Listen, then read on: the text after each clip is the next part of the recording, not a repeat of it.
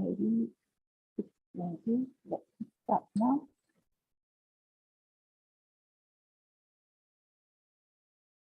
Warm welcome to our Masters, Dr. Joe, Hualien Dharma team, and various instructors around the globe to Saturday Hualien Dharma class. Let us start the session for today.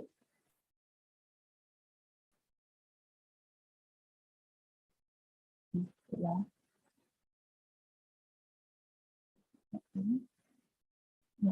This morning, I would like to share a short extract from Master Ching's speech on the volunteer morning assembly on 10th July, accumulating light and seizing the present moment. The journey of 1,000 miles begins with that. I hope that everyone can be like a firefly, unaffected by its thick and flickering light.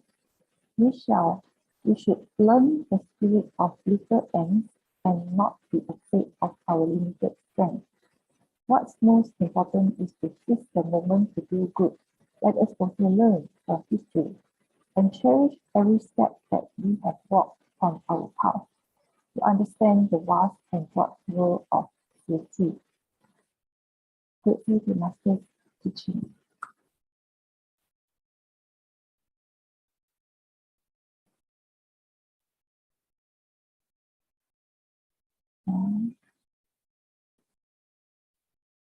Now let us send our sincere prayers into the 10th direction. May the Hualien be free from disaster and peace prevails in the world. Let us sing the prayer song with sincere piousness.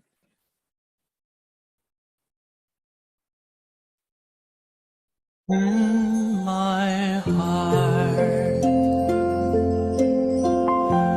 I feel deep gratefulness.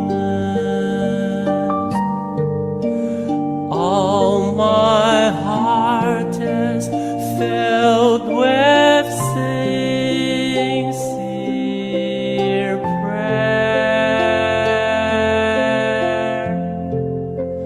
From all corners of the world, let us join our hearts and pray for a world of harmony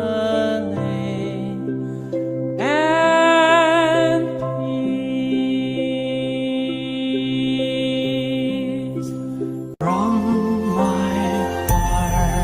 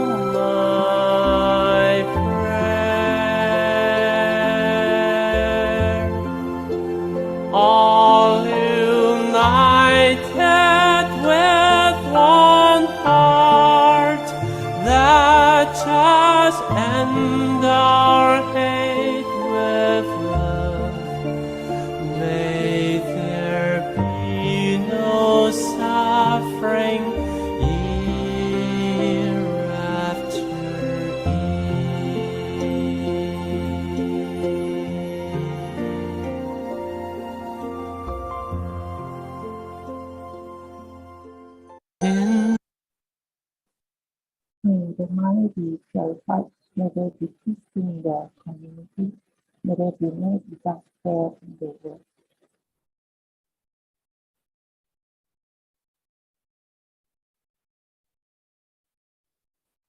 Now let us together pray for universal love. With loving respect, gratitude, and confidence, let us wish every person in our lives a healthy body and enlightened mind, and a total fulfillment in universal love. Now let us expand this consciousness to include every person in the world, every being in the universe. Let our unified love make this wonderful world even better. Let us all immerse ourselves in the joyful embrace of universal love. Before we hear the wonderful sharing, let us invite our masters to lead us into the next beautiful journey. Let us pay our respects for these teachings and explanations to the Buddha and Master Ching Yuan by making three sincere vows. Please rise, hands together,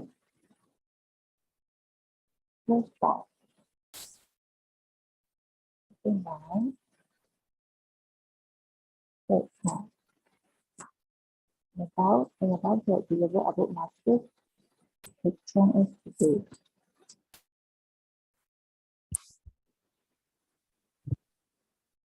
Today we have Father Robert and Sis Sharon, who will be sharing with us on the Eswatini Spirit of Great Love, and followed by Brother Joe with the Dharma Discussions. Before we start, let us invite Sister Su Ching to share with us the weekly summary. And then over to you, Sister Su Ching. Hi, good morning, everyone. Today I sound like a frog in the morning. Okay. Last week we had Brother Baru. Brother Baru honored Brother Han Huang with touching stories he shared. He worked with Brother Han Huang when Brother Han Huang held the CEO of Tzu Chi USA chair.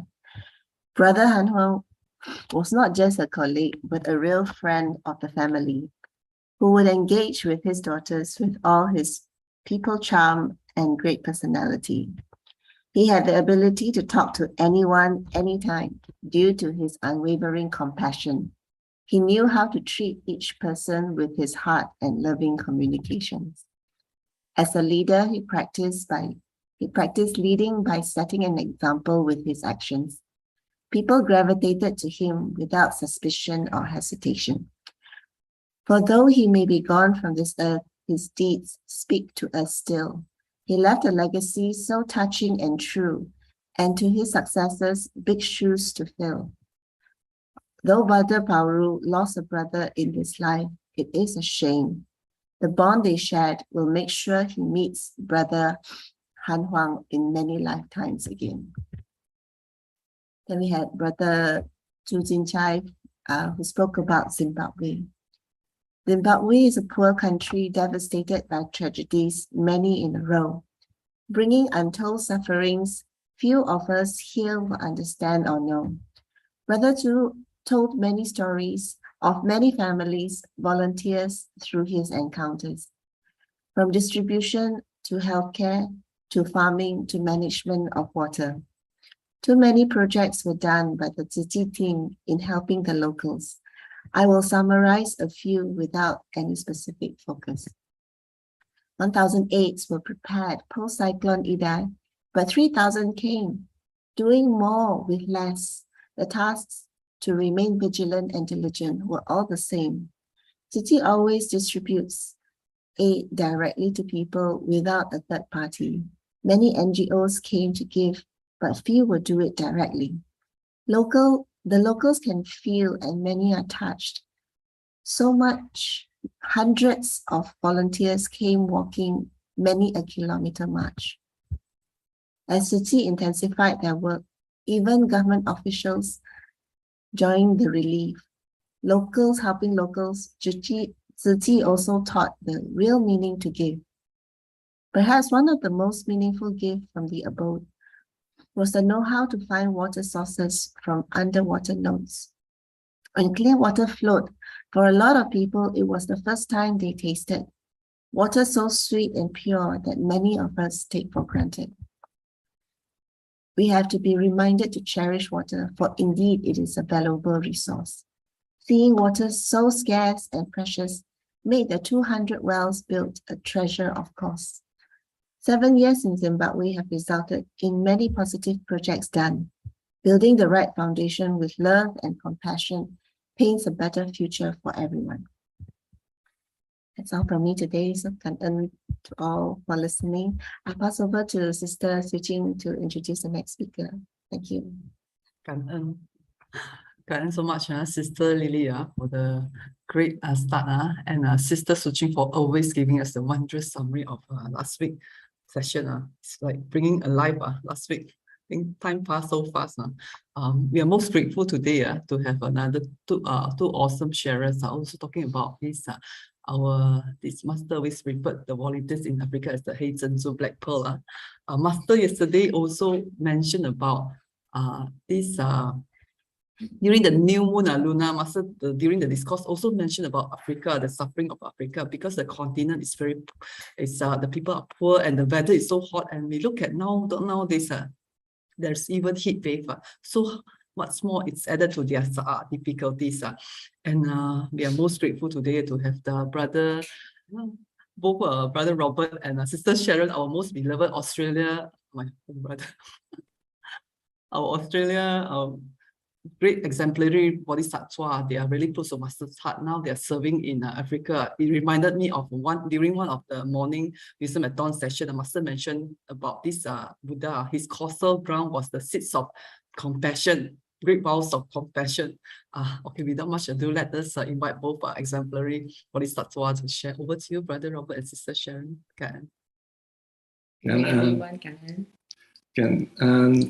Good morning, everyone, from a very beautiful part of the world, Southern Africa, Eswatini. I'm Robert. And I'm Sharon. And today we're going to talk to you a little bit about Tzu Chi activity in this part of the world. And it's very nice to see you again, Sister Su Ching. I haven't seen you for quite some time. And I think this is the first time I've had the opportunity to share for several years. I think the last time was either the Australian bushfires or the Lesotho rice distribution. But anyway, today is about Eswatini, and we'll just get the presentation started.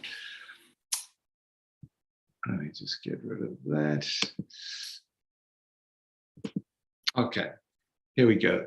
So today's presentation is our sharing is about Eswatini and the Eswatini volunteer spirit of great love. I will talk a little bit about the volunteers' relief mission, the first relief mission that Eswatini has done to a foreign country. And this is unique in two ways. First of all, it's our African volunteers that organize this relief mission to South Africa. And secondly, it's an example of a very tiny country helping a very large country. So usually it would be the other way around. But what this shows is that Tzu Chi, compassion and help has no boundaries. And Tzu Chi volunteers are able to overcome obstacles no matter what they are and how big they are in order to carry out Master's mission around the world. Okay, let me do this. Okay, so first of all, where are we in the world at the moment? Well, we're in Eswatini, which is of course in Africa. We're in the bottom part of Africa in the south here where the red circle is. And if we look at Southern Africa now, where are we exactly? Well, we are surrounded by or close to 4 other countries. Eswatini is this very small country between South Africa and Mozambique, and just up the road from Lesotho. The population here is about 1.3 million people, which is a small country, and this is one of the poorer countries in the region. If we look at Eswatini itself, compared to the other Tzu Chi centers nearby. We see that Johannesburg is actually 370 kilometers away from us. Maputo in Mozambique is 220 kilometers, and Durban is 540. So we're quite remote and isolated where we are. The international relief mission that we did was in a small town called Montjolo, just across the South African border in the Mpumalanga province. And you can see here that the distance from Eswatini to Montjolo township is 150 kilometers. So it's still quite a distance from where we are here, especially given the poor quality of the roads in Africa, but we are much closer than all of the other Tzu Chi centers in this area. Tzu Chi Eswatini started in 2012. It was started by Brother Michael Pan and been carried on in more recent times by Sister Ya Chi in Durban. Our team here consists of 27 commissioners, and we have 3,000 local volunteers. And that is, I think, a very good testament to the work that Brother Michael and Sister Ya Chi have done over the previous 10 years for such a small country to have so many volunteers. We have 84 active soup kitchens, and coming to Eswatini, this is one of the big differences that I noticed here, in that how Tzu Chi partners with the local community. So Sister Sharon will talk about the soup kitchens in more detail, but basically how it works is Tzu Chi provides the rice and our volunteers provide the labor, but we get the local community to partner with us. So they provide the vegetables and the other food that goes with the meals that we prepare. So this is a true partnership with Tzu Chi and the local communities.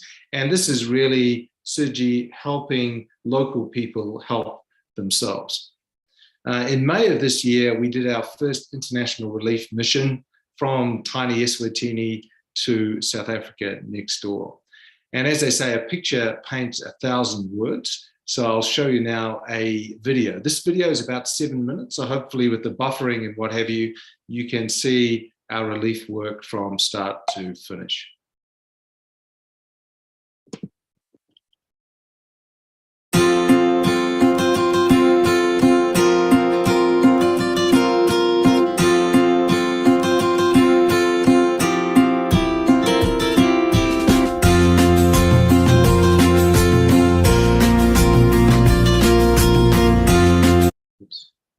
Sorry. Let's just go back.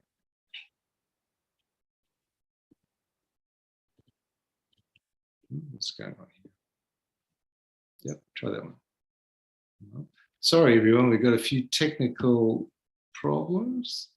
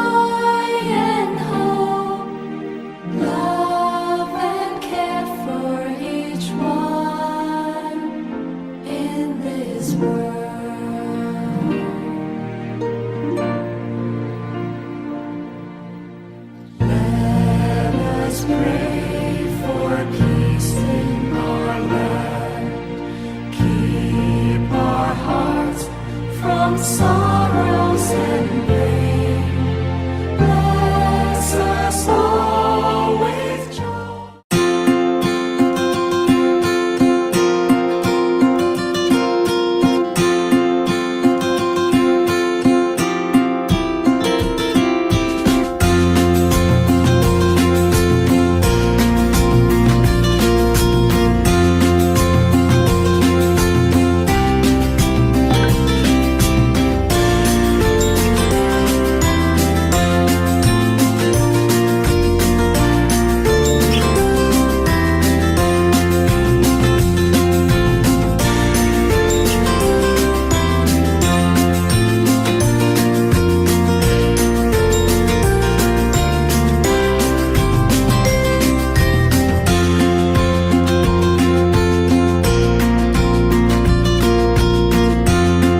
Let us pray for peace in our land. Keep our hearts from sorrows and pain. Bless us all with joy and hope. Love and care for each one in this world.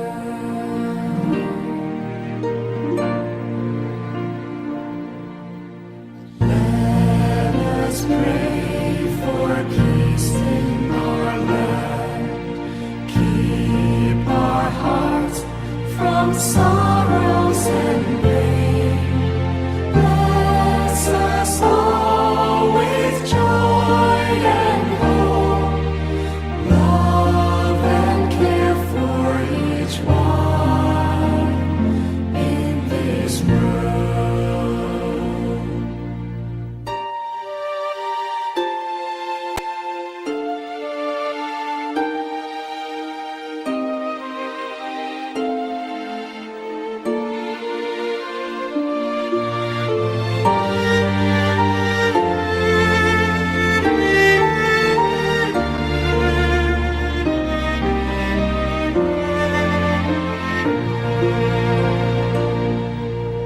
Let us pray for peace in our land. Keep our hearts from sorrows and pain. Bless us all with joy and hope. Love and care for each one in this world.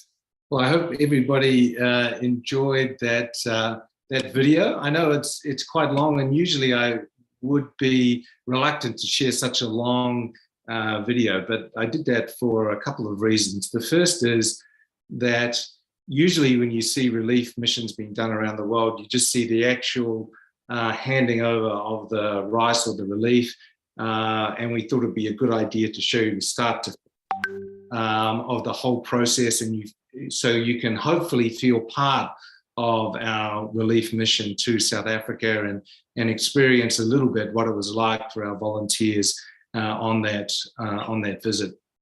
But secondly, I wanted to show you that video because why we made that video in the first place, and that is really because how African people learn, and how they learn is different to how people in other parts of the world learn things, and also reflecting on their circumstances. So most of the people watching this presentation now would take photos and videos for granted, but many of our volunteers don't have that luxury. And in fact, many of them have never seen themselves before in a reasonable quality video or even photo. So we made this video so they could see themselves. We also made this as a training aid for our volunteers. When I first came to Africa many years ago, some African people told me, they said, listen, African people don't learn by reading. You don't give us some written document with words on it, we will just ignore it. We learn by watching, by hearing, by speaking. So having a video as a training aid like this, we are using this for our volunteers here, so they can understand what's required of them for international relief missions. Now, this video I showed you was a short version, 7 minutes. There's actually a longer extended edition, a whole 42 minutes. If anyone's interested, you could look at that on YouTube. That is the one we use for training. And that is the one that we showed to the volunteers here. And I can tell you it was the sold out box office hit. Everyone absolutely sat in rapt awe watching themselves for the full 42 minutes for that visit to South Africa. Okay, I think there's 3 points I'd like to make on our relief trip to South Africa that really struck me.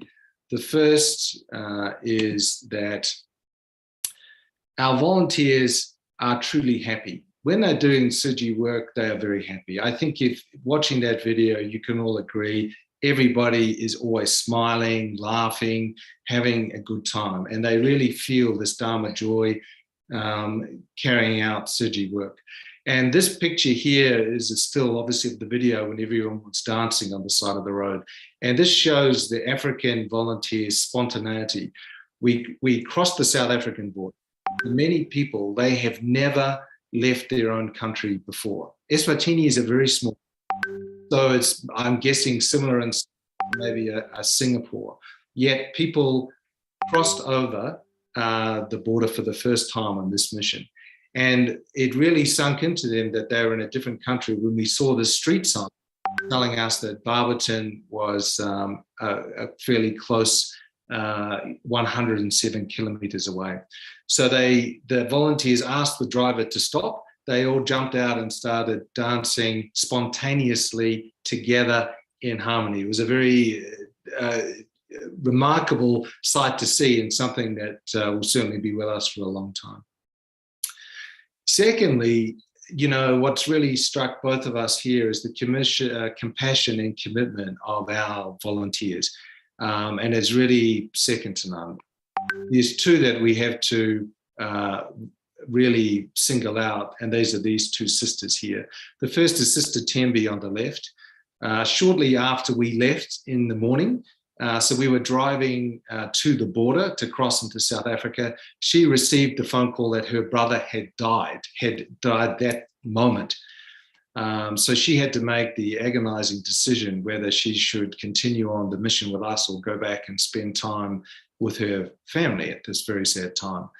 But such was her compassion and commitment that she decided to remain with us for the duration of the visit, which we found very touching.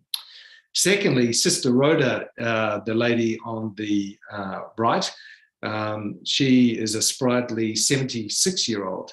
And she arrived bright and early and looked completely full of beans, as we would say. But she had spent up the entire night helping a neighbor give birth to her child. And Sister Sharon and I asked her, wow, it's amazing that you could do that at your age and still come on the relief mission and not be tired at all. How many babies have you delivered before? Because we thought she must be a midwife or something like that. And she said, no, this was the first time that she had done that. So it was just her neighbor coming for help. And I think thirdly, as well, and it fits in with everything else, what really sets African volunteers apart is their absolute ability to persevere through difficult and hard times by the use of songs. And the song that they sung in the video, the Master Tumamina Niyoku Sebenzela, Master sent us to help you. They made that song up on the spot to help them initially to tend the fields at Mongello village. In African culture, when you go to someone's village, they're obviously sharing their food with you. So you help them back by helping them tend their fields. So all of our volunteers, before doing the relief work and all the other work that we had to do, the home visits, we had to go out and work in the fields in the hot sun for several hours. And the volunteers sung this song to make it much more palatable and enjoyable, which it certainly was. And at the end, when they were waving their fist, saying Pambili Tzu Chi, that is, move forward, Tzu Chi. As well as being very dedicated and hardworking, our volunteers really wanted to be diligent and spread Tzu Chi love to the wider community in South Africa. So Sister Sharon was teaching them sign language songs, and there's one that they particularly liked, which you saw a bit in the video, which I'd like to play for you now, and you can really get a sense of how they work. And in the practice videos here, you can see everybody sitting there tired at the end of a long day working. And in some cases, you see that people are not even looking at Sister Sharon, but they still somehow magically seem to know what actions to do. So again, I'll show you a short video of the result of all of that practice, which is a very nice video. There is no one in the world that I don't love. There is no one in the world that I don't trust. There is no one in the world that I can't forgive. All the sorrow, blame, and worry, just let go.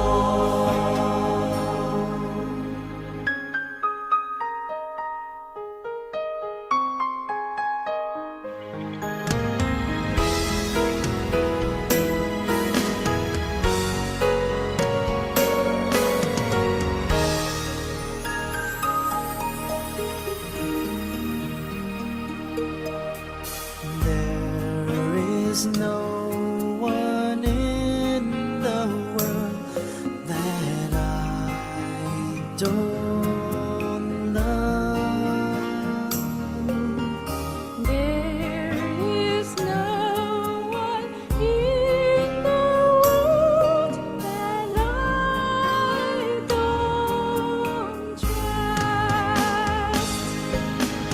There is no one in the world that I can't forgive.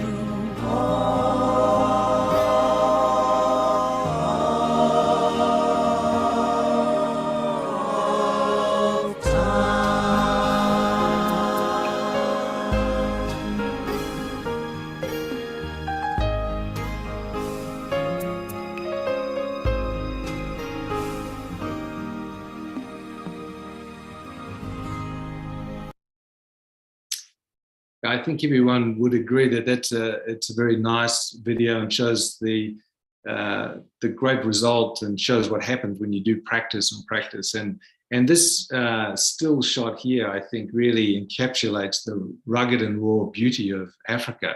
You just see this vast expanse of land, devoid of people and animals. There are obviously wild African animals around there, and you see the sun rays coming down into this picture. I think it's a really, really nice image. So I hope everyone enjoyed that as well. What I'm going to do now, even though I think I've taken up more time than I was supposed to, I'll hand over to Sister Sharon now, who will talk about our home visits and etc.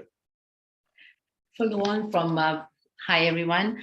Follow on what Brother Robert was sharing just now. I just thought I will just go into details a bit about our home visits there in Manjolo, in our first visits. Home visits actually is very important because it allows us to get to know the community, and it connects us with them, understand them, and can feel them and share their suffering. So we get to know them personally as we talk to them. And doing so, we learn to purify their, not just purifying their hearts, but we actually purify our own hearts. And through this, doing so, we also expand our own love, our love, small love, into big love, and transform ourselves. We feel awakened as we talk to the recipients.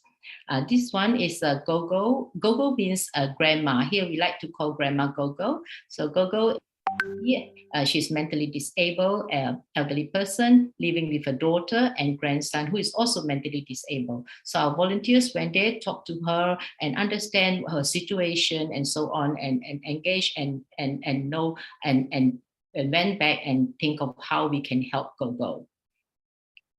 And this is another home visit we did. A young girl looking after her 5 siblings. She's not working herself. She lost her parents at an early age and has been caring for siblings since. She couldn't go to school as well. It was very touching, as she said, that often they have no food to eat, and she have to care for her siblings. So by listening to the stories of these young girls, what she has to go through, it really makes us feel that, yeah, we can do something to help. Actually, and if I can just add in there as well, Sister Sharon, that in Africa, it's very common that you have children raising other children, either because their parents have either abandoned them or died. So this is far from uncommon. And in fact, even some of our Tzu Chi volunteers are in the same predicament as this poor girl here. And another example of a home visit that we did, an elderly 62-year-old suffered from severe asthma illness, and he stays with his wife who cares for him. They have no children, and he said often he couldn't even breathe and only pray to God that he could live for another day. So seeing what he has to go through really touched our hearts. And this is another elderly lady, aged 72 years old, staying alone and has been sick for almost 8 years and has a mental problem. So she has a little bit of government grant to help her survive, and she loves volunteering. So when we were there, we helped her did some washing and doing some cleaning up and so on. Yeah, this picture is a very interesting one, and this sometimes, you say art imitates life or what have you, but this is very much the literal and figurative Africa Pusadal. This is the road to Manjolo. And if you need to see a Bodhisattva path, that this is definitely the African version of that. And again, it's a very, this picture really captures our Tzu Chi work here, but also very much what Africa looks like. And yeah, it's a nice touching photo. Yeah, seeing and listening to all after all these home visits, we know that we have to come back to Manjolo for the second time because we really want to help this new Tzu Chi area that this new area that we think that we can be of a help and can do more. So we came back here, arrived at Barberton. As you can see, this time our volunteers here are different group of volunteers, and we brought in a lot of youth, young volunteers, so that they can learn and see what the commission is doing, and we give them, and we teach them as we went out volunteering. So as expressing our strength, courage, and happiness with big love, we are ready to carry out our missions to share with the locals how to run the soup kitchen for the communities, recruiting volunteers and home visits. As Brother Robert mentioned before, in Eswatini itself, we already have 84 soup kitchen, and it has been running for many, many years. So we have very experienced team leaders running the soup kitchens, and that's why we're coming back here to teach the new volunteers here to run the soup kitchen. So first thing, when we arrive there, we sit down with the community and we have a meeting, discuss with Mage. Mage means mother. Mage, she's the late chief's wife who now look after the whole Manjolo area. So we arrange a program schedule for our next 4 days at Manjolo. So when in our meeting, our Tzu Chi volunteers did a lot of sharing, how we give out rice, how we run a soup kitchen, what are some of the challenges and support that we can provide, what we can provide, what and how community can support. So Tzu Chi, usually we will provide the rice and the community provide the vegetables. Reason being that we want them to also provide because we want them to be involved.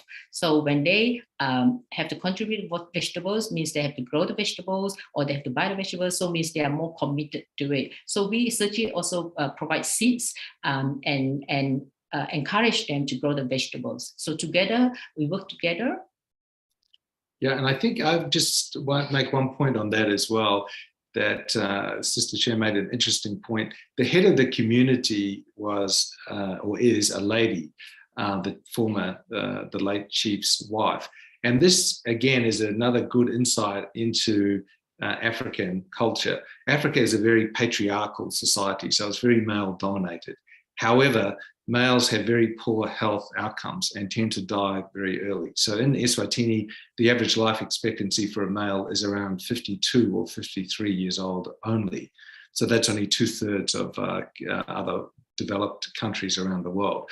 So you find sometimes, this discrepancy between you have a very male dominated society, but you have females running everything. And in this case, because all the male members had died, so they have to take over, or in cases that we saw before with the younger children, it's the female children that end up being stuck with the child rearing responsibility for their extended families. So here we show them, we show them pictures of our Eswatini soup kitchen and our young volunteers and team leaders running the soup kitchen together. And we also show them the vegetables, the seeds that we gave to the volunteers here, and they grow the seeds. And then, when it's the vegetables harvest, they use the vegetables for the soup kitchen. The picture on the right here, you can see that all the children in this picture, a lot of them are orphans because they don't have mom or dad or siblings of mom or dad who passed away. So yeah, we share all these pictures with them, and this is another picture of Eswatini soup kitchen. So Margaret was very touched with our good work. She shared how her late husband, the chief, always wanted to do something for the community. Tzu Chi took the initiative and carried out the work he always wanted to do, but didn't get to do it. Meaning we really realized the chief's wish. She is grateful and will work with Tzu Chi closely. She has a garden herself and will share her vegetables with our soup kitchens. As a result from our meeting and discussion, 3 soup kitchens were formed with 3 leaders.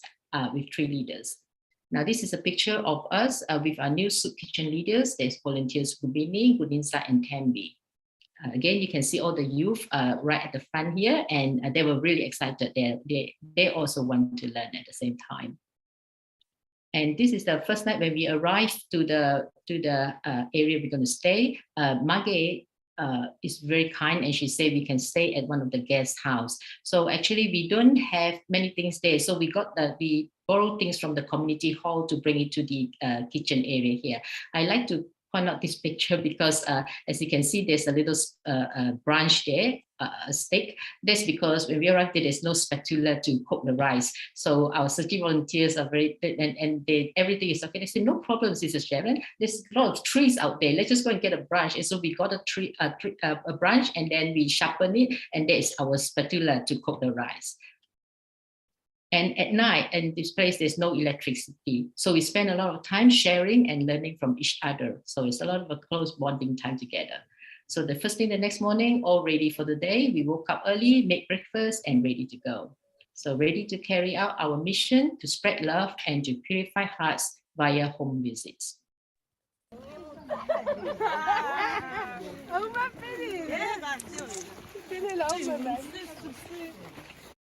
So this one of the home visits that we went to, there's these three brothers living on their own. Their parents have passed away, and grandma has been looking after them. But last year, grandma passed away, and now there's no adults in the house at all. So we encouraged the elder brother to get a job and all of them to volunteer at our soup kitchen. So actually, they did turn up at the soup kitchen that day.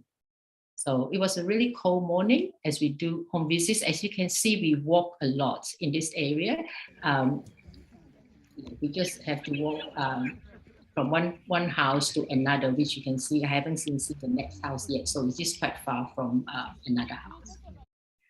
So this is another home visits that we did. This is mother with 5 children. Recipient was very touched by us all the way from Eswatini to help their community. We encourage her to volunteer at our soup kitchen, and she's willing to volunteer because she will bring her children to the soup kitchen as well. So this is what very important to us is we must be able to recruit new volunteers in this new area, because our volunteers from Eswatini can't go there all the time. So we need the local volunteers in the area to volunteer to go out and help and do the community work for us. And also these are our young leaders interviewing the new soup kitchen volunteers. As you can see, you can see the young leader learn during the interviewing, and then the new volunteers also learn how to run a soup kitchen. So we all learn together. So it's not just we teaching or anything, but we learn as we go. And this is our first soup kitchen that we set up. This is a big pot, as you can see. We can't carry, it's very heavy. Usually in the soup kitchen, we cook a packet of 10 kilogram rice. So we use this way to carry at the back. We were cooking the rice, and then we bring it to the front now, where the children will come and get the food. So it's not just the children, it's children and elderly or sick people. We encourage them to come. So we run the soup kitchen every week, whether in Eswatini or now in Manjolo as well. So as you can see, the children arriving. The children don't just arrive. As you can see, they have to walk from very far. There's no other house you can see from here. It's not like your neighbor come, to your house. Actually, these are all arranged like a few days earlier. So our new volunteers, will have to go to each house and knock at the door and ask the children to join our soup kitchen, to come and join us in the soup kitchen. So here we're giving out food to the children. So we are teaching our new volunteers how we run the soup kitchen. So our the youth are helping, like we get the children to line up. You must line up and hold your bowls to get the rice, get the food.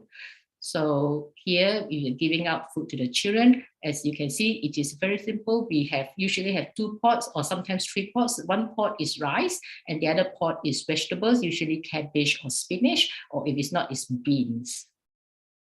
So after giving out the rice, we usually spend time with them. We sit with the children so that we can talk to them and get to know them and do a lot of sharing and caring. Yeah, and I think what we notice as well is that a lot of the children don't eat the food there at that time. They actually take it home and share it with their other family members. And as Sister Sharon said, that these children walk quite a long way. Like when we talk about Manjolo village, it's not like a village, maybe how you can picture it in your mind, where there's a collection of houses or huts close to each other. African villages tend to be, or communities tend to be spread out over quite a large area, because each household has a small area for growing vegetables. So if you've got your vegetable garden outside and your neighbour's got one, then obviously their house is going to be quite some distance away. So you find these communities, these villages, they're still quite close together, but can be 4 to 5 kilometre radius around this point. So these little kids have walked a long way to get to this point. That's why we set up 3 soup kitchen there, because it was too far for them to walk to. At first we thought like, oh, it's one soup kitchen enough. Actually, it's no way that they could walk so far. Even for this, they have to walk really, really far to get into this soup kitchen. And then the following day, it was a very cold morning. We start our day and we do another home visits. We visit, give rise to this Gogo. And as you can see, all of us are wearing thick clothing, and Gogo is actually just wearing a very thin layer of clothes. And we gave mittens to Gogo to keep her hand warm. And not a minute to waste, and we proceed to the next home visit.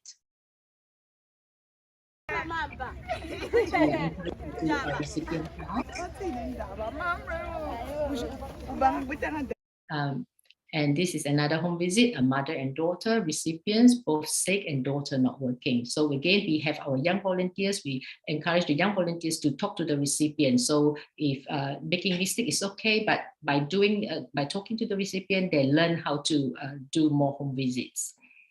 And fireflies may be small in size, but they could sparkle and illuminate the darkness. Individual capacities may be small, but when we team up and group together, our efforts can go from 1 to infinity. This one, again, I'd like to say that why I put this picture, as you can see, even though we say walk from one place to another, but it's not just the road. The road is never even, and it's lots of potholes. And as you can see from this road, it's really, really not easy to walk. It's very, very tiring, and it's hot and sunny. Yet our volunteers continue walking from one place to another, and we sing this song as we walk. Master Tumabina. That means that Master sent us to help you. And by singing out this song out loud, actually, I believe it gives us all the strength that we need at that time. So this is our second soup kitchen, and we're sharing to our new volunteers how we run the soup kitchen. We taught her what to do and how to do it. So second kitchen in action. And here again, we are introducing Tzu Chi to everyone, and how we run the soup kitchen in the community.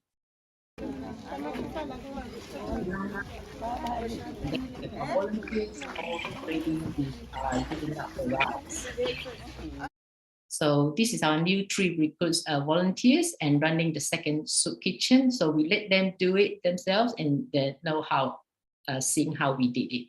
So all food handed out. Actually, like each soup kitchen, there was usually in Eswatini will be around up to 100 or 100 more kids.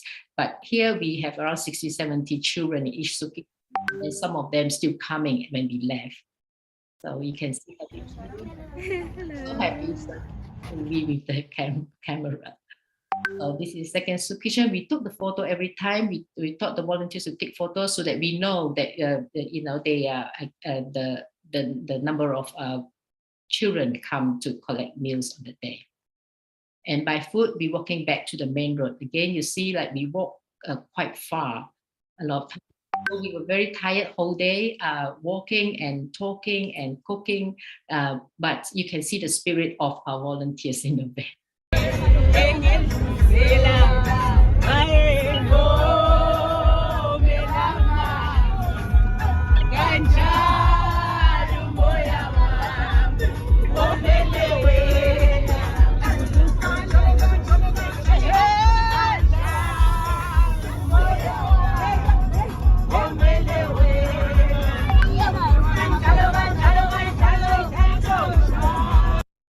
So back home again, no electricity, we share stories, singing and dancing, and it's our bonding time. And I learned a lot of Swazi words, and believe me, I learned a lot of African song as well, and singing and dancing. So this is really good. TV and computer, it brought us so close. Every day, every night, we just share our experiences and laugh. It's really, really an experience for me. And we arrived at the third soup kitchen here the next day. And we're setting up the soup kitchen, and our youth get to go and talk to the Gogo. Here we brought our new volunteers, and we taught our new volunteers, what to say, how to introduce Tzu Chi to the recipient, and how we can look after the recipient after we left. And it's not just a one-off visit, but continuously caring for the recipient. So this is another one, and this is a third soup kitchen with our new volunteers. We are all ready. So these children, their meals, and enjoyed our meals while we recruiting young volunteers. All these young girls here, actually we recruited them already because and we need a lot of helping hands so that we can do more and more. So as you can see, these are all our happy volunteers, our Eswatini team walking back to the road. Now, Brother Robert did mention to me, like, did you tell why are we walking whereas the van is following us from behind? That's simply because, as you can see, the road is really, really rough and there's lots of holes. And if every one of us sit in the van, it will be like so low, it will sink. So the van say, no, we couldn't do it. So we have to walk and the van just follows from behind.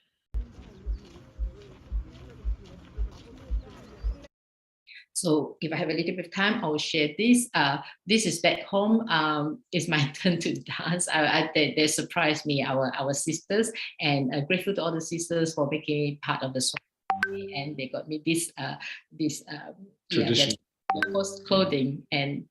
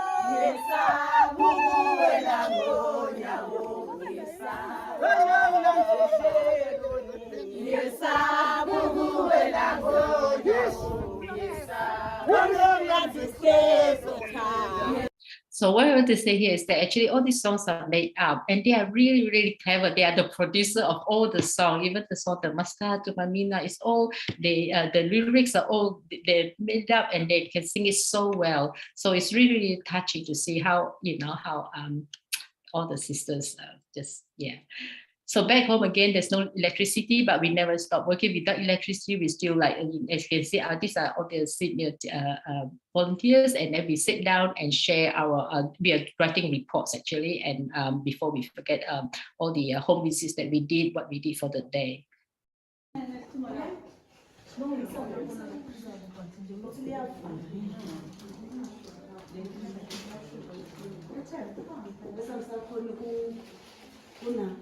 So it used to be working in the dark. So when we come home when it's dark, actually the first thing that we do is not about let's just go to the kitchen and cook dinner first, or should we go and have shower first. The first thing that we do is just let's go and find branches or trees and all that. So all of us will go out looking for tree branches and so on, so that we can set the firewood and then set the fire and keep us warm. And then, as you can see here, like one person have to hold the torchlight and while the other person do the cooking and cutting vegetables.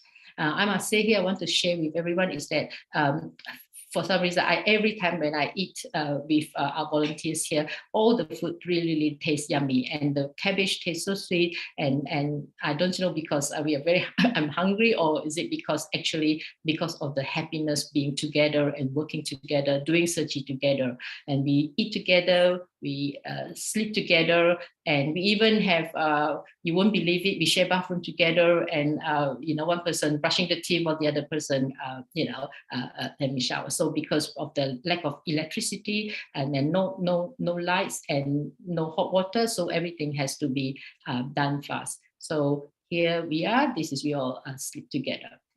And the last day, it was time to leave. We worked together, doing all the cleanup before we go and tidy up the place.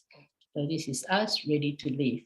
Now here I want to put this Dixie aphorism here: whether the road is smooth or rough, always be grateful to the people who paved the way for us. And we are very, very grateful to Brother Michael Pan 10 years ago, who paved this road for us Bodhisattva to walk on. And very, very grateful to Sister Yachi, who's the CEO of our Eswatini here, who kept giving us courage, guidance, and support all the way. Very, very grateful.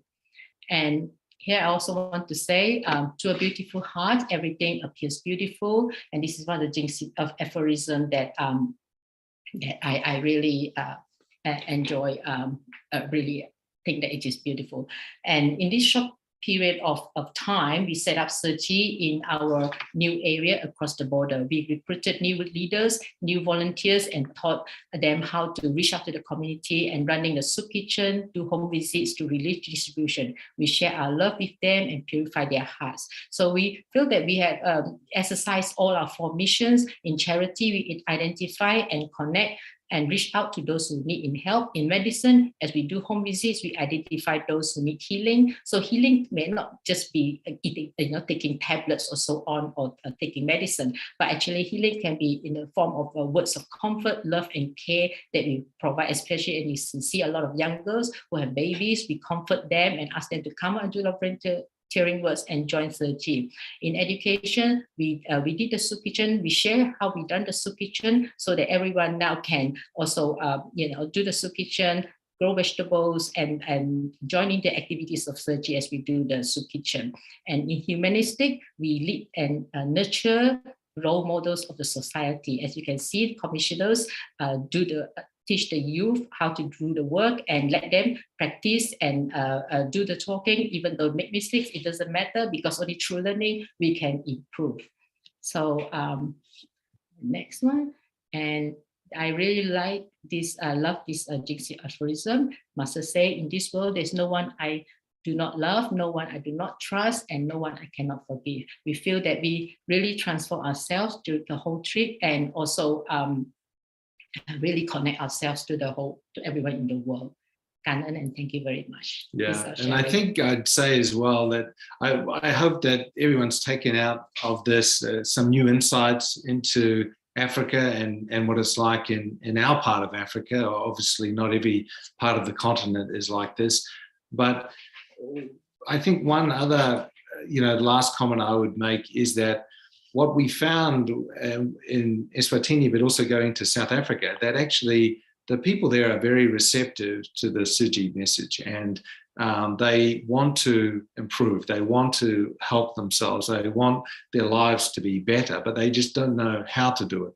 So they are very welcoming and open to Tzu Chi volunteers coming there to help them. And even though we only help them a little bit, but step by step, we can hopefully encourage them to improve their own lives and the lives of their families and their communities. And the way we are doing that, the vehicle that we are using is the soup kitchen model. It's a way to bring the community together. They're quite dispersed, so they can come together for the soup kitchen.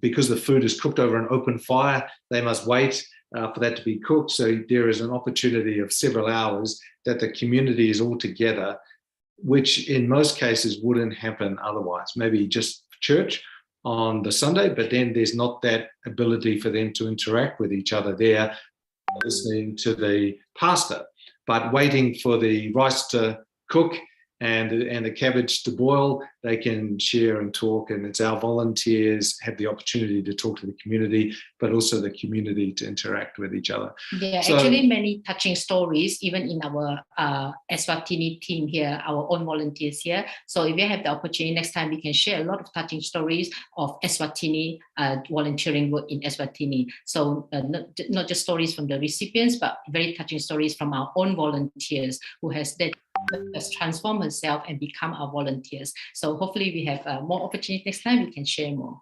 Yeah. Thank you very much. Back to you, Sister Su Ching. Thank you.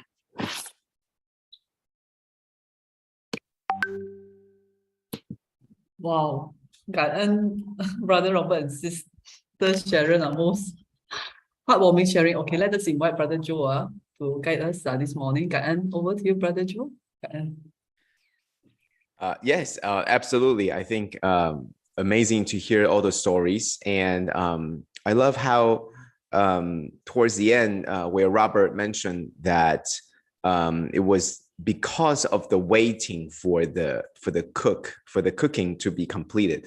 I think that was indeed very true. And that gives us some idea that maybe when we are having some events, we don't right away immediately jump into the main course so fast, but rather, we have some warm-ups, because I think nowadays, us, the volunteers, we focus very much on efficiency, on making sure that everything is done on time, etc. But we sort of forget that sometimes fashionably late is actually a good thing, in that, we don't start right on time because we allow people to mingle. And like you said, I think in the more industrialized countries or places where, time has become such a very important commodity that, people sort of get angry if you don't start on time, because everybody's, right on the minute, right? I'm here and it's, 9 o'clock starting. So I'm here at 8:59, I'm not going to come here early because of chatting around, right? How many times do you go to a meeting early just because you are chatting around? So I think there was a book, right? Thank You for Being Late. And then there were a lot of, concepts in there that tells you that actually it's not so bad. It's not so bad. And also there was another point where I think towards the end of the sharing, where Sharon mentioned that the singing and all the dancing, and I think that I think they're actually even more in tune with the inherent Buddha nature than we are. I think we have so much more complications and complexities that wrapped around us. I'm not saying that they don't have their issues and problems, but it seems like as our lives become more comfortable, that it gets harder and we get further and further away from the true self. And they were able to do that. Look at us. We have all the papers and pen and all the iPad and the cell phones and the laptop, and then they can do the songs on the fly. They can just, hey, how do you feel today? And then they just write about it in the song, and then they sing around and amazing. And I thought that, that's the time when they were the most happy. And I began to think, why is that? Why is singing and dancing the time that they're most happy? Because I think that, number one, it's the content of the song. It reminds them of the stories of the past, because they usually use this to pass down their stories and their teachings from long ago.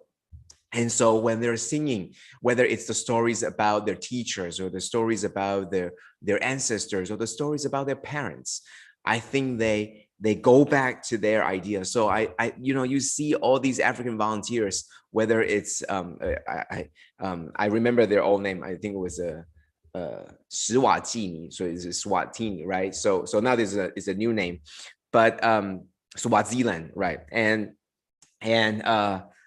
I'm sure that when they make a song about Master, when they're singing it, they feel like they're with her. So I think that's why they're happy, right? And I think that's a really good idea, because when we're mad, we're far away from Master. We're far away from what we know. And the singing helps us supposedly to remember. And so when there was a sign language about the 3 no's, that was very beautiful. Just like what Robert said at the very beginning, at first, that, that picture, that still picture. And I think we have much to learn, even though they might be a latecomer in that the Buddhism reaches out to them a little bit later. But I don't think that they're, behind on the entire learning curve. I think they're so way ahead, because they don't need language to understand. They know it, and it's like you have all these measurements and equipments to measure nature, to see the weather, to check the weather, and then they just sort of, I think it's gonna rain tomorrow, and that's sort of like the different connections. And I think it's the same with Buddhism. So many thanks to Robert and Sharon. Wonderful sharings, and you get to go to Africa for everybody, and so you brought back a lot of wonderful treasures to share. And I think that every time it never ceases to amaze me how true they are. I'm sure there's still fightings. I mean, I know there's still fightings, but they're so true, and they're so naked in that there's not much, they don't put on a lot of makeup to cover, but they just show you who they are, who they truly are. So thank you, Robert and Sharon. Hopefully, I was hoping that you would just continue, my time is always just for consideration that if nobody continues, then I'll come up and talk. But I was hoping that you would continue. Sharon was like, Robert was in the middle of talking, and then Sharon just cuts right in. And I was like, wow, you didn't have to do that, And Robert obviously wanted to say something more. And Sharon just cut right in and said, we can do this some other time. Robert, would you like to add some more to it? You feel free. I mean, the time is ours to use. And I think the most important thing is we're all here now and we're listening to these stories. Robert, if you want to add more things, please go ahead. Please go ahead. And Sharon peers over, and I see the pressure is on. There's no pressure, Sharon. There's no pressure, Robert. Please. But that's exactly what you said, Brother Joe. You're exactly right that in a Western context, we're always watching the clock and watching time. And I think that's what we were both mindful of here. We better make sure we don't go over. But this is the reality of Africa and our experience here. We're very privileged and fortunate to be able to be in this part of the world and experience things that others can't. And that's why we take that as our very happy responsibility to capture a lot of what we see here, video and photos, and share that with the wider audience, because there are literally 1,000 stories. And each of those pictures, each of the frames from the video, there's a story behind them. And not just the technical stuff, like this person has so many ailments and et cetera, but just some of the deeper stories behind them. But yeah, really, we could really give lots and lots of examples, but it is quite interesting that how that community has accepted us into the fold. I also now am in the proud possession of Swazi clothing and a special walking stick. So a similar type ceremony that Sharon had. So they elevated us to their position. We are the number 26 commissioner and number 27 commissioner of Eswatini, and that's what they told us. So. Yeah, so we had to leave Australia behind. So that's sort of forgotten. We're part of the family here. But I think as well, what I was going to say before too is that, and we've touched on it, how people here can put up with suffering with a smiling face. And what really struck me is our volunteers, when you see how they live, where they live, they are absolutely no different to the people they're going out to help. And the people that are going out to help are actually no different to our volunteers. And it doesn't take much to encourage them to make a change and actually help others. And I think even though there's a lot of want, a lot of lacking here, there's not lacking in person power or determination. It's just this guidance and teaching that we need. And sometimes you just see it. We can look at some of the African volunteers, you look at them and think, well, if you put on a Tzu Chi uniform, you would look like one of our volunteers. The way you are acting, the way you talk, there's actually no difference. And that's where we're quite lucky here to be able to do that. And the other thing too is that any Tzu Chi brothers and sisters would want to come to Eswatini and help us, of course, following the right protocols and all of that stuff, is that you really need to be a jack of all trades here. And this is, I think, one of the differences compared to the Tzu Chi work that we've done in other countries, like Australia, for example, that there's more people to help out. So jobs and tasks become more specialized and focused, much more organized. Here, this is very much, how would you say it? Like a family farm type thing. Everyone has to help out. It's all hands to the pump.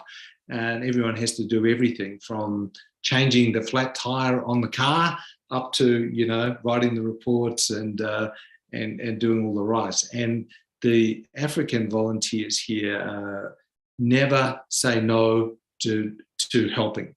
You know, they never say, no matter how tired they are, as Sister Sharon said, they would practice the song at night when they can't even walk. They're all lying on the ground there because they are really worn out, but they can still, do that. We can sing some songs, do the sign language practice without walking. So yeah, it's a lot. And with the song, really, they are the one who initiated. He said, Sister Sharon, come on, we can do it. I said, like, it's so late already, you know, we've been whole day doing so much work, you know, like start from the morning, tending to the crops, and then home visits, and then, you know, distribute the rice. We got the rice, and then we, and also practice the song.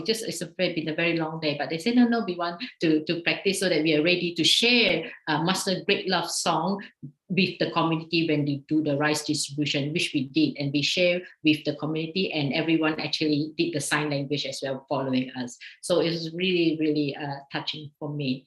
And as I say, like if we, you know, like even in the Eswatini volunteers here, we have stories of how volunteers will walk 2-3 hours running and walking. It's not just walking to attend to the English training class, because this is the first year we have the Gen Z patient training.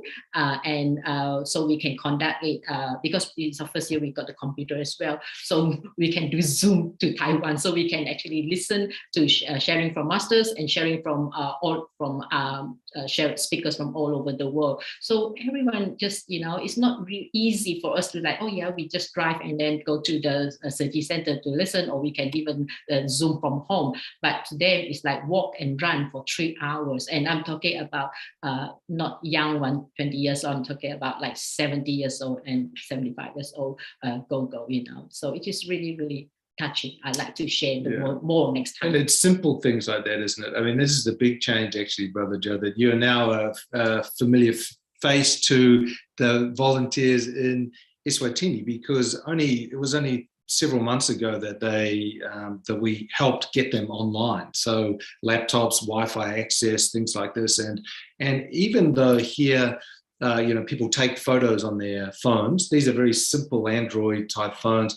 They never look at them. And this is coming back right at the beginning. Why did we make this very detailed video of the relief mission? They've never seen something like this before, ever. And that's just of themselves. And it's helping the 3-in-1 team to take better photos and what they should be looking for in photos and videos. You know, we've had instances where, you know, you get the backs of people, or they'll take the tree is blocking the main view, but now they can see what is the output that's required.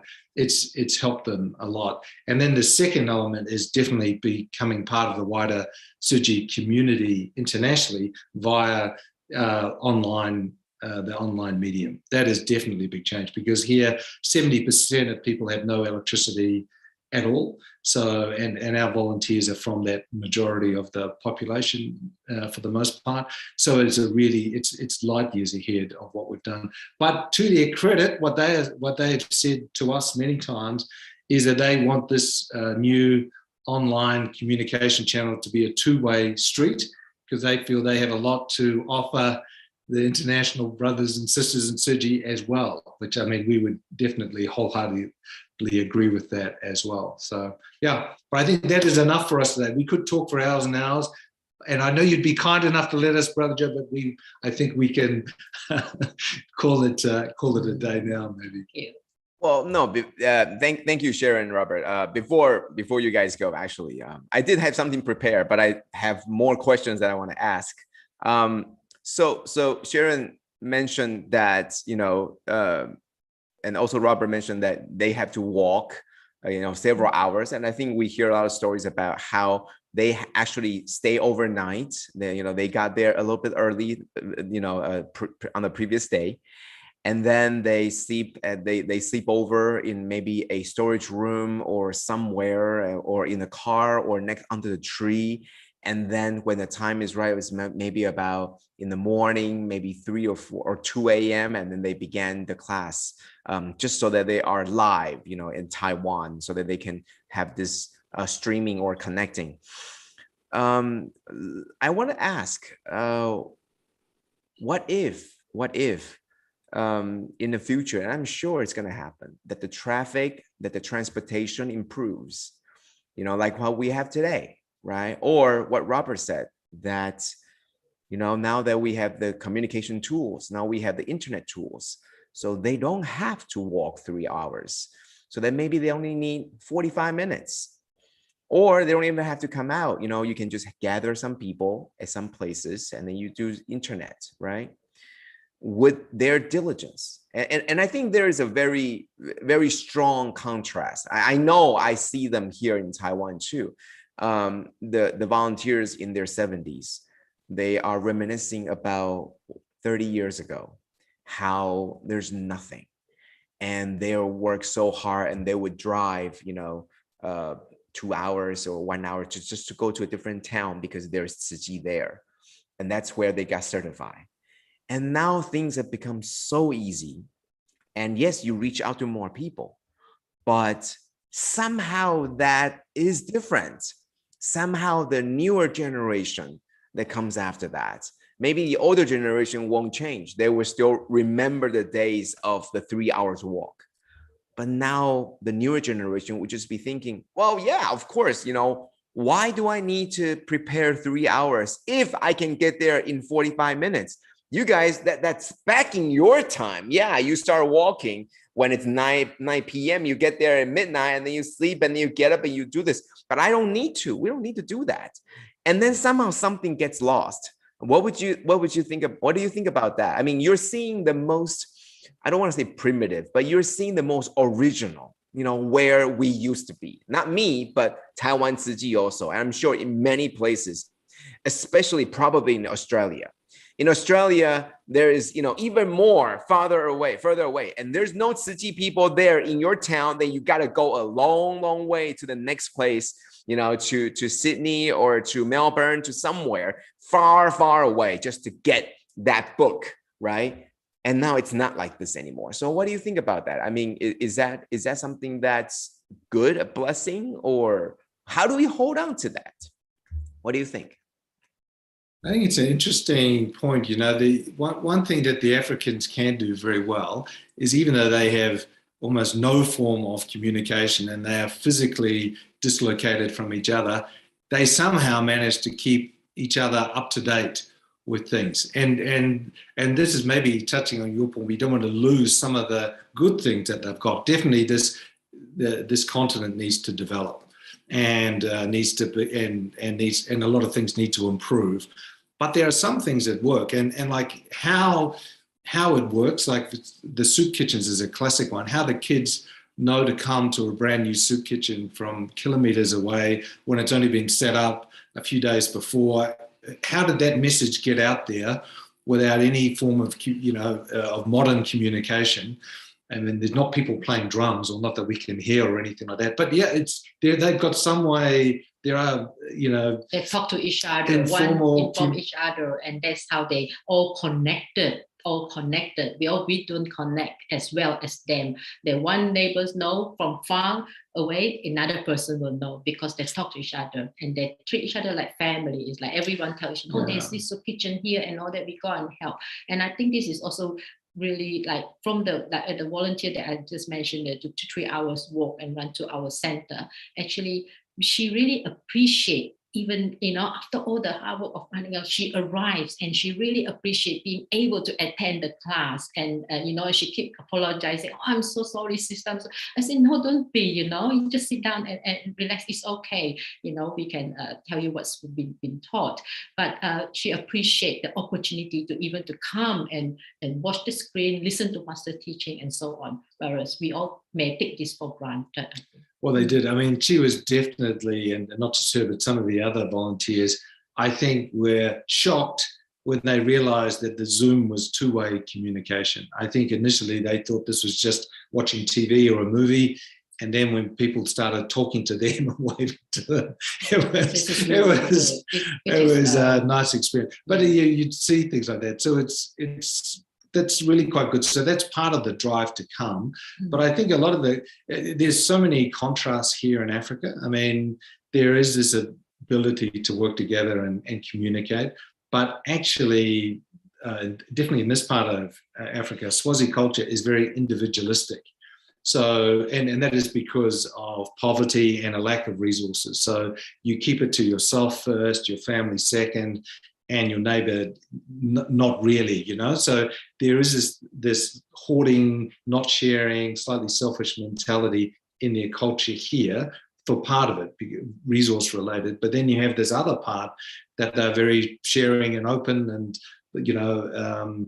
it's quite hard to understand. But I think as they develop, and let's hope that it does develop, and people move out of poverty for sure, that they retain all those positive elements of their culture, and embrace the new conditions of a better life. And I think the part that I experienced is that the simple life is actually very good. I forgot what it's like being simple, like what brothers Joe mentioned just now. When we have very simple food to eat every night, it's just rice and cabbage or rice and bean, and it tastes so yummy. Maybe we were hungry, I don't know, but I always ask, did we put sugar to it? They say no, we did not, and there's just no sugar. It's really, really sweet. I think it's the happiness. When you're happy, everything suddenly just automatically appear like nicer. The feeling of being togetherness, the food tastes nicer. When we share stories, we all feel like one family, and we feel so connected. And I think that's the experience that is hard that I've never experienced before. And simple things, like I said just now, like we don't have a spoon to cook the rice. What do we do? And they say, oh, no problems. Sister Sharon, you go and get the branch now, and then we start sharpening the thing, and then we look at it, and it's a stick that we can use it as a stirring spoon. It's just something so simple, but we thought like, oh yeah, with no stirring spoon, we can't cook. But that's no, everything is yes, you can. It's just how we think that we can't. We can actually. So there's something that I'm really grateful to have the opportunity to learn and share this experience. Okay, thank you. Absolutely. Just yesterday, I was sitting in another meeting where they were the team from the charity group. They were talking about the future projects that's going to happen. I think it's going to happen in Uganda. There is already current projects happening there. And we have some organization that we're working with that have bases in Uganda. So maybe that's going to be our next projects in the newer regions of Africa. And one of the things was the solar panels. One of the things was to make sure that there's electricity, and then making sure that there is plenty of water. I think these are the electricity and water are the things that directly concerns with development as well as health. And so these are the things that we're focusing on. And I think that a little bit inside me is fear that as technology and as progress comes in, we lose a little bit of that, naivete, and also lose a little bit of that original self, because now we're giving in. There's always a trade, and it's very hard to find someone like Master, where she held on to the values of the wisdoms of the ages, and even though there are technology, yet you see her cherishing, every moment and everyone online. Not like us now. Oh yeah, sure. There's now, like 100 people online. Yeah, okay, fine. But she literally thinks that there's each one of them, and even though sometimes it's one way or sometimes it's two ways, she thinks of them as each one of them right in front of her. And I think that that's how she did it, right? Master did hold on to all the things, even though through the time, there are, and that's why Master always talks about how Zimbabwe, how Brother Chu said that the banana costs about 100 billion, and so Master would just have banana every day and thinking, I am so rich because it's 100 billion for two, and I'm eating two every day. That's how. This is how we need to hold on to that values, and that's hard, because how do you pass this down? Like us, right? We see banana and we go like, it's too green. I don't like the green ones. I like to have the yellow ones. We're changed. And you can tell me how it's 100 billion or 100 trillion. I don't feel that, and that's the thing that somehow we need to keep, and somehow we need to hold on to. And I think it's like you guys, you go there and then you see how a spatula or a nature's spatula looks like. Then you come home, you look at that one that you have in your kitchen. I think there's a little bit of transformation, and that's what Master talks about in the Lotus Sutra. A little bit. I don't want to. Okay, let me just show my PPT, because I think if I don't show, people are gonna think that I'm just trying to get the time, and I didn't prepare. I did prepare, okay? And probably people just thinking that, oh, you're just gonna try to talk over the 30 minutes. No, I did prepare. But I do wanted to go a little bit into the Lotus Sutra, and it gives me a lot more sense now, that I think that if we believe that after 42 years, if we hear the accounts of the time, after 42 years, the Buddha reaching into the final days, the final decade of his life, and I'm sure that there's a lot of contemplation going on. And I think one of the contemplation, and I'm being very historical, and I'm being very factual. I don't want to put on any powder over it just to make it look prettier and nicer. Just the other day, I saw a report where the global average, the global percentile of religion, and you could tell that right now it's still Christianity. And I think there was a report that by the year 2030, Islam is going to overtake.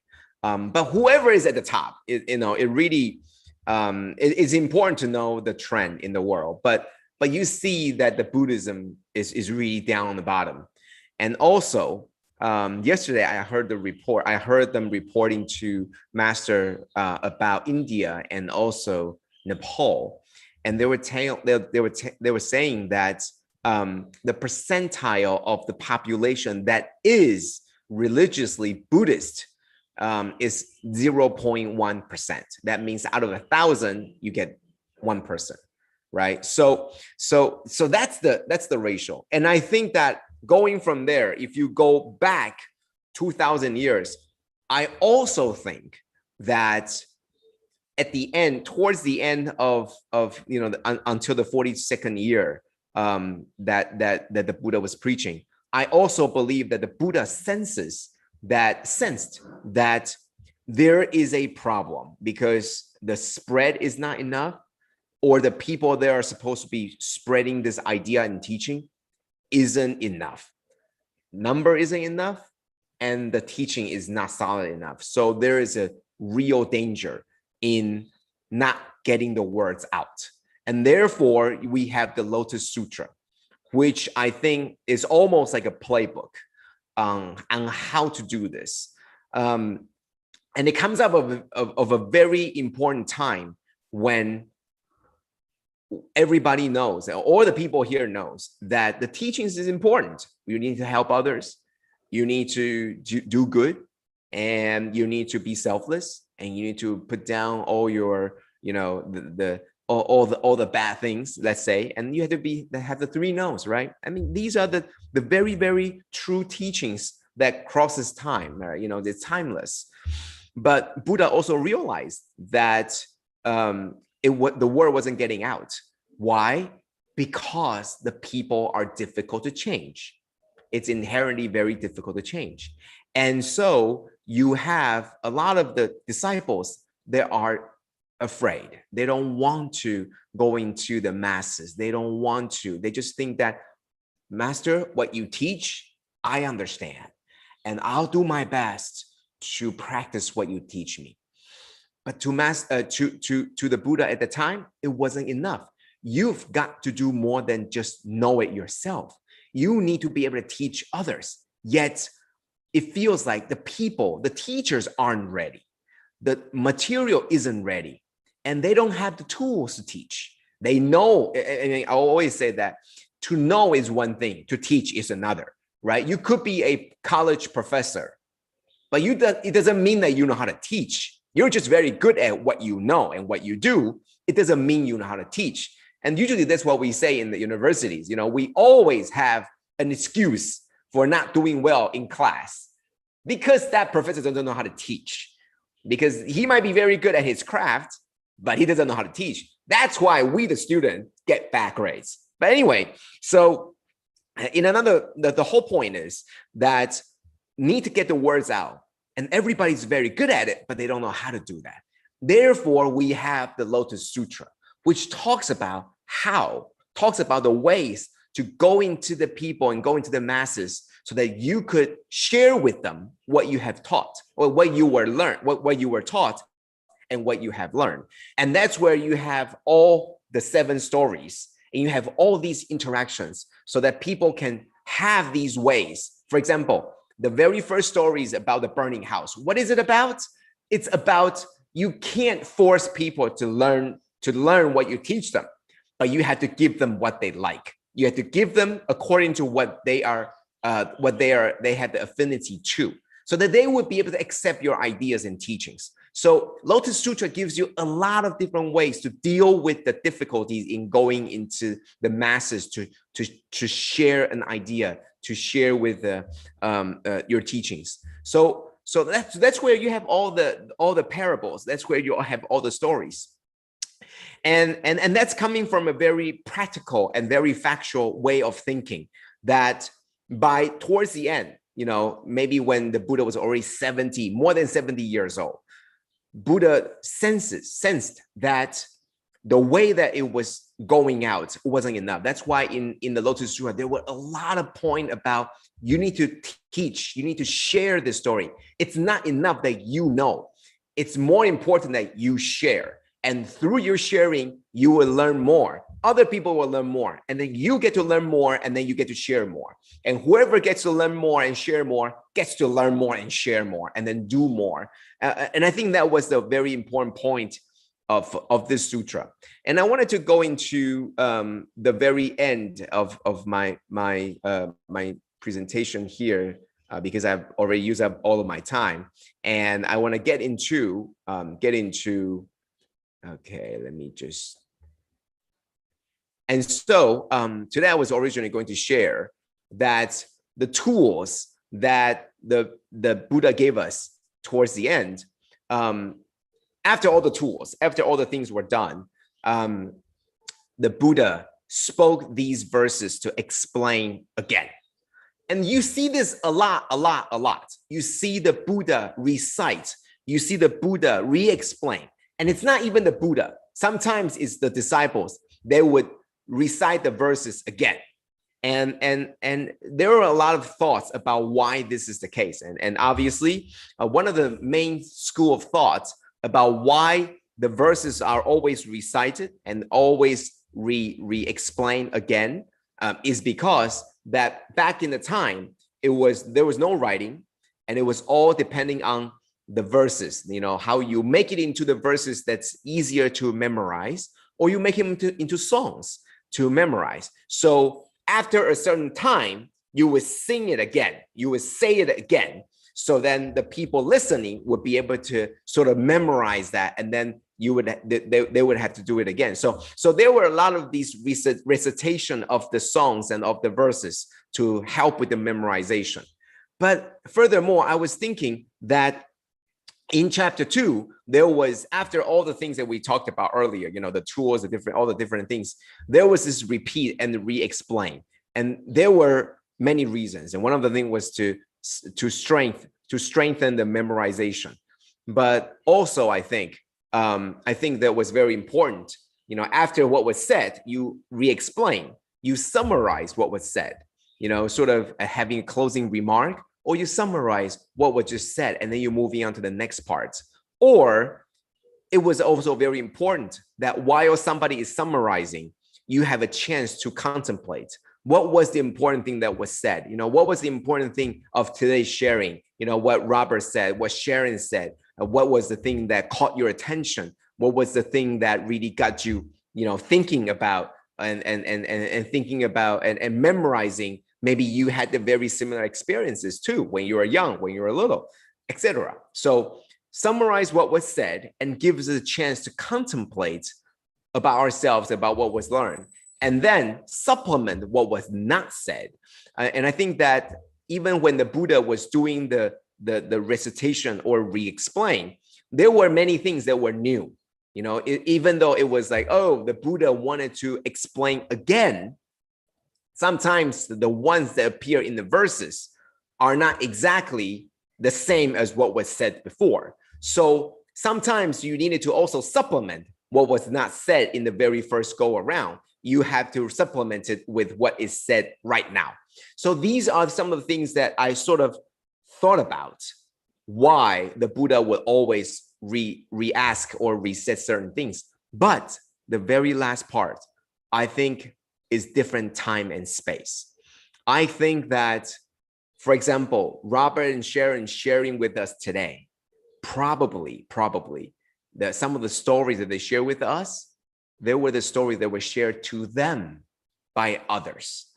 And in a different time and place, you would have to bring the stories, maybe not even the same person speaking, but you have to bring the story to recite them again.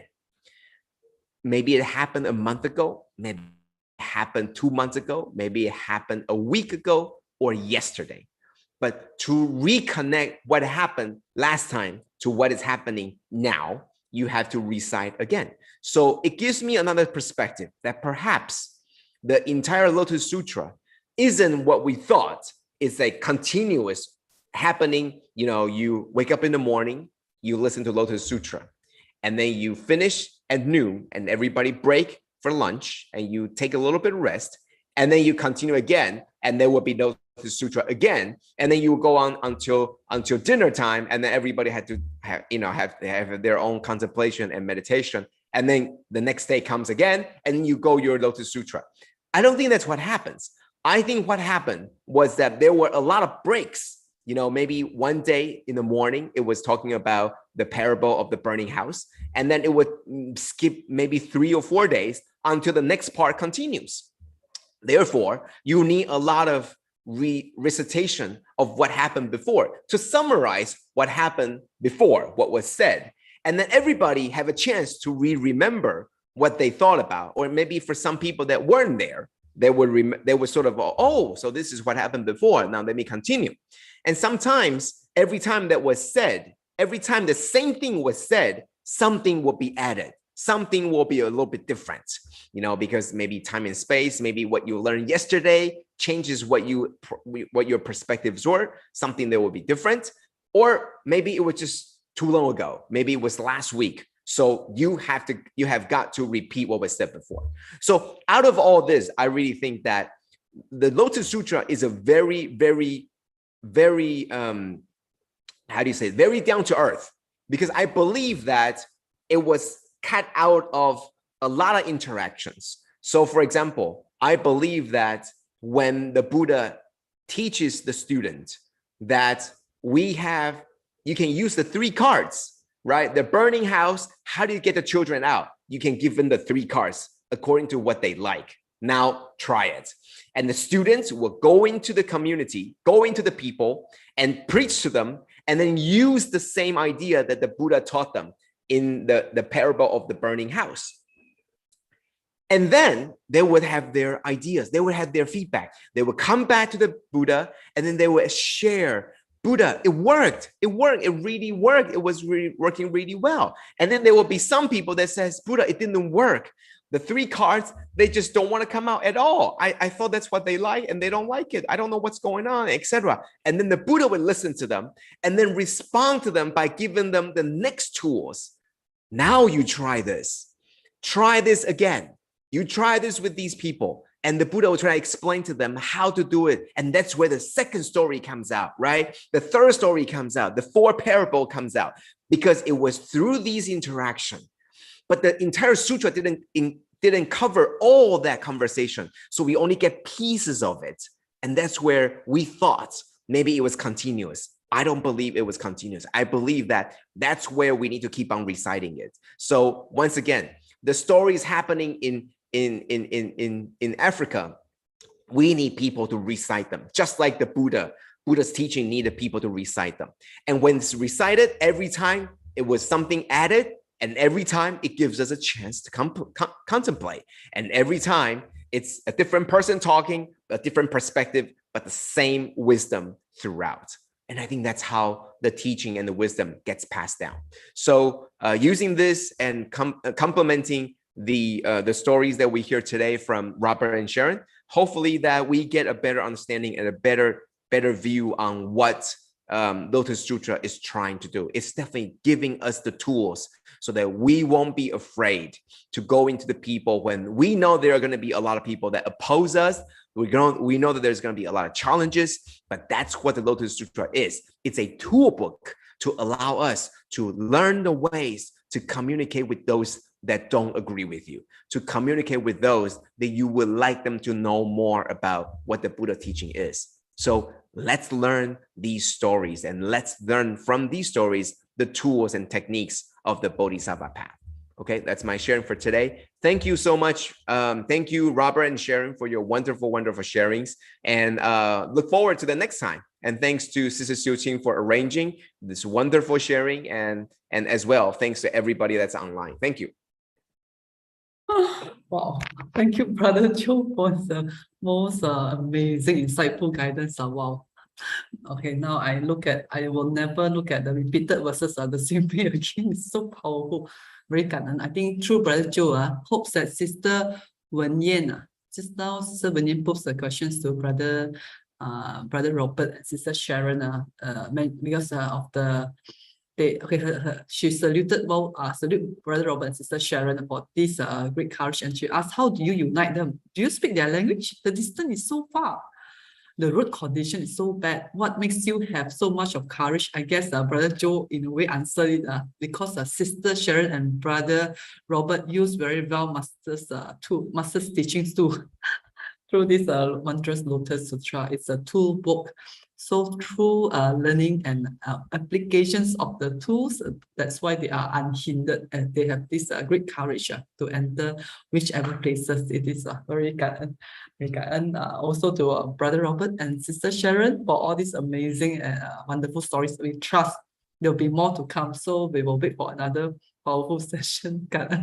And all the brothers and sisters for your great support always. Today, these 2 days it's very special, auspicious day in KL Selangor, because we have the 7 months auspicious. We have Sutra adaptation, so there will be Sutra performance at the Jingzi Hall. It's open to public as well, so we look forward. I think some of the volunteers are going there already, and these 2 days will be packed. We also have visits from other religious interfaith groups. Everyone. Our Brother Robert and Sister Sharon, really grateful. Okay, thank you everyone for your presence. Okay, maybe meanwhile we can open the video and take one memorable picture. And Sister YY, help us. Okay.